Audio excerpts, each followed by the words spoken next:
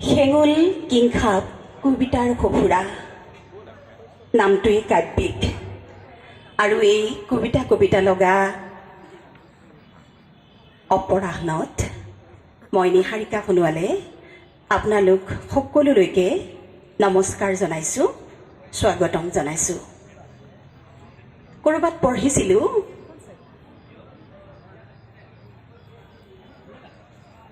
যিজনে কবিতা লিখে,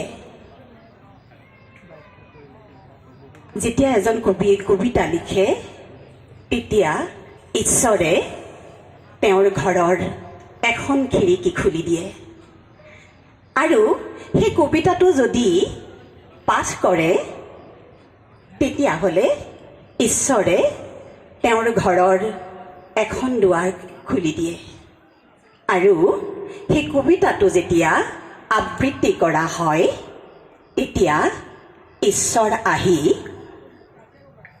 তেওঁৰ দুৱাৰত টুকুৰিয়াইহি।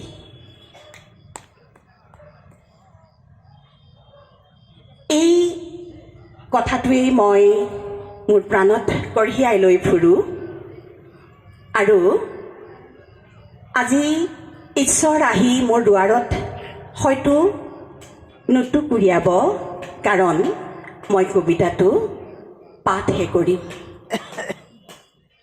ঈশ্বৰে তেওঁৰ ঘৰৰ এখন দুৱাৰ খুলি দিব।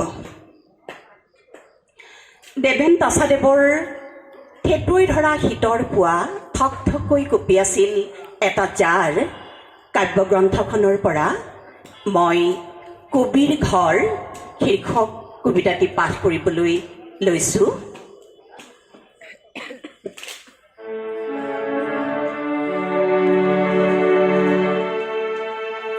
কবিৰ ঘৰ।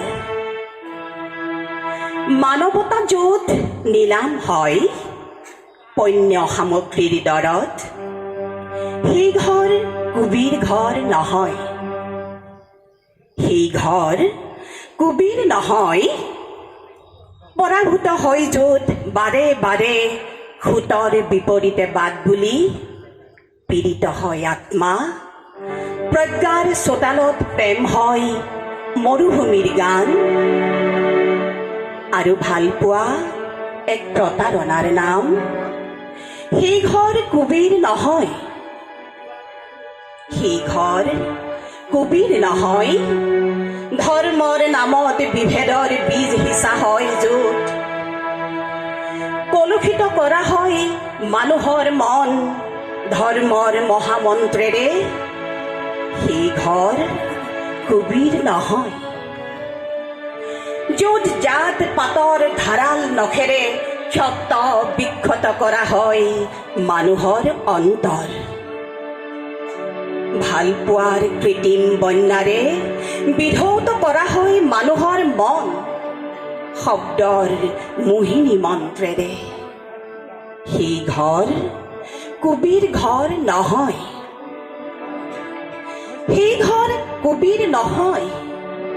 য'ত ঘুণ পোকে নৃত্য কৰে বৰঘৰৰ মুধাত,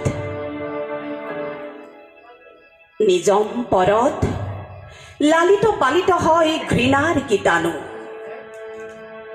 কুমন্ত্ৰণাত ব্যস্ত হয় গোপন কক্ষত, সেই ঘৰ কবিৰ নহয়,